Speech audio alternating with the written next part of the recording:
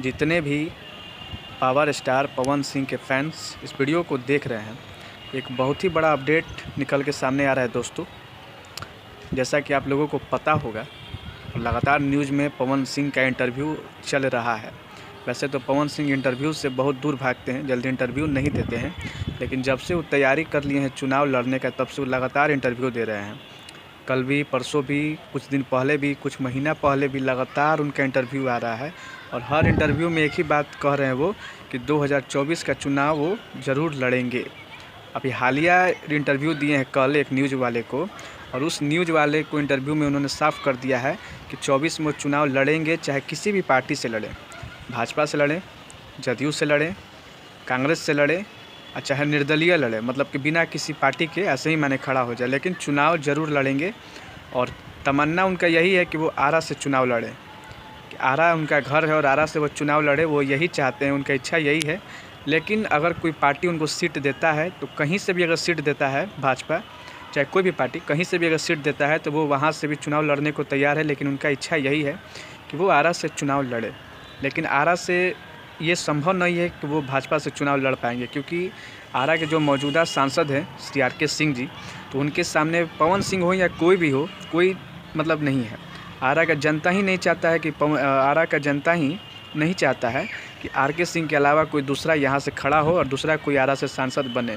इसलिए आरा से सांसद बनने का सपना 2024 में पवन सिंह का ये नहीं लग रहा है कि बन पाएंगे। अगर वो निर्दलीय लड़ते हैं तो हमको नहीं लगता है कि शायद वो प्यार पवन सिंह को चुनाव में मिलेगा जो उनको अभी तक मिला है, क्योंकि गायकी अलग चीज़ है, राजनीति अलग चीज़ है। गायकी के तो वो बादशाह हैं, सुर के बादशाह हैं, फिल्मों के भी वो बादशाह हैं, भोजपुरी इंडस्ट्री के सुपरस्टार हैं, पावर स्टार है, सब कुछ है। लेकिन राजनीति में बहुत बार ऐसा हुआ है कि बहुत लोग फिल्म इंडस्ट्री से जो है राजनीति में आया, लेकिन या तो बुरी तरह से हार गया, अगर जीत भी गया तो फिर छोड़ दिया।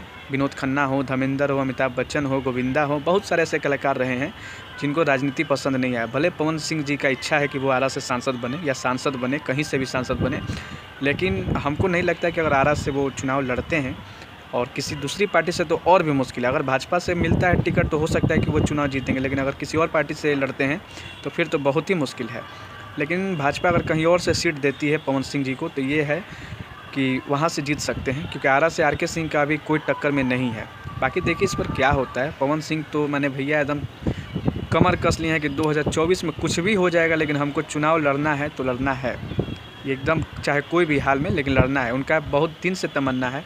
2019 में भी उनका चाहत था कि वो मतलब सांसद बने, लेकिन 19 में वो सपना अधूरा रह गया। लेकिन 24 में वो नहीं चाहते हैं कि वो सपना अधूरा रहे, और यही कारण है कि उनका फिल्म भी बहुत कम आ रहा है, क्योंकि उनका सारा ध्यान अभी यही पे है, किसी भी तरह से 2024 में उनको सांसद बनना है और राजनीति में एंट्री करना है।